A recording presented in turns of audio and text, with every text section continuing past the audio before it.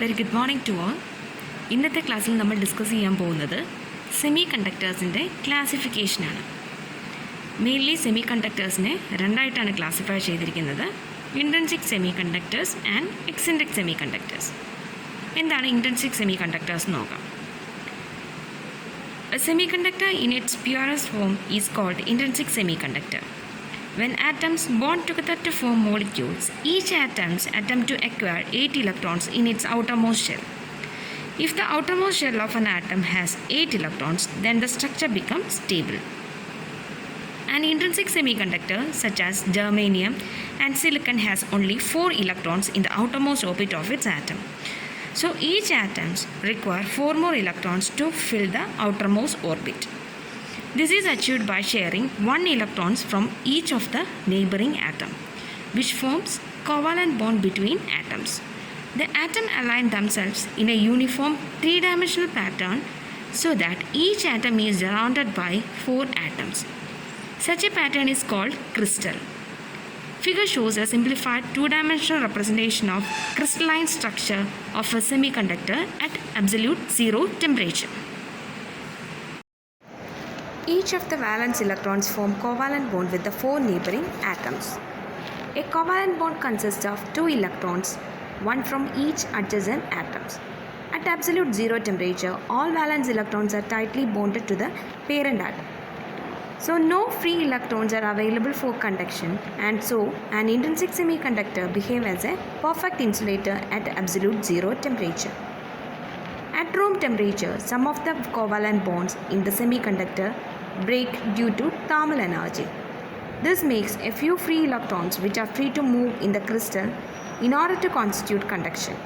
Hence, resistance of semiconductor decreases with increase in temperature. That is, it has negative temperature coefficient of resistance. Now we are going to discuss about eccentric semiconductors. The characteristics of a semiconductor can be altered by the addition of certain impurities into it. These impurities can alter the band structure so as to change the electrical property of the material. The process of adding impurities to a semiconductor is known as doping. The dopant semiconductor is called an eccentric semiconductor.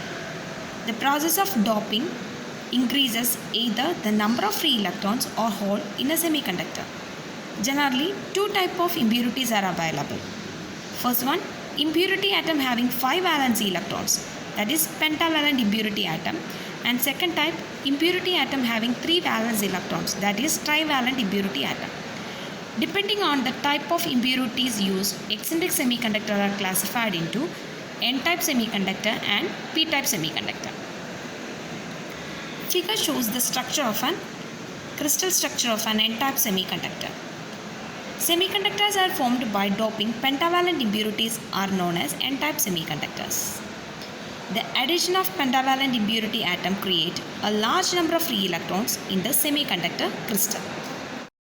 When a small amount of pentavalent impurity such as phosphorus, which has 5 valence electrons, is added to the germanium crystal, 4 of these electrons form covalent bond with 4 neighboring germanium atoms. The 5th electron has no chance of forming a covalent bond. Therefore, for each phosphorus atom added, 1 free electron will be available in the germanium crystal. This extra electron is detached from the phosphorus atom will be available as a carrier of the current. At room temperature, each impurity atom donates 1 electron to the conduction band. Thus, pentavalent impurity is called donor type. These donated electrons are also called excess electrons. After donating electrons, the impurity atom becomes a positively charged ion and is known as donor ions. This ion is bounded by 4 covalent bonds in the crystal lattice and therefore cannot move within the lattice. Therefore, donor ion do not contribute to the conduction of the current in an N-type semiconductor. Hence, current conduction is due to the movement of electron and holes.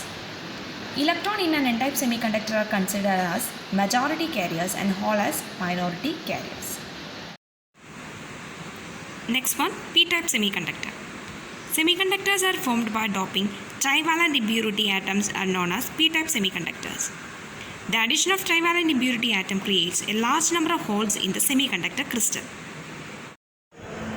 When a small amount of trivalent impurity such as gallium, which has 3 valence electrons, is added to the germanium crystal, 3 of these electrons form covalent bond with 3 neighboring germanium atoms.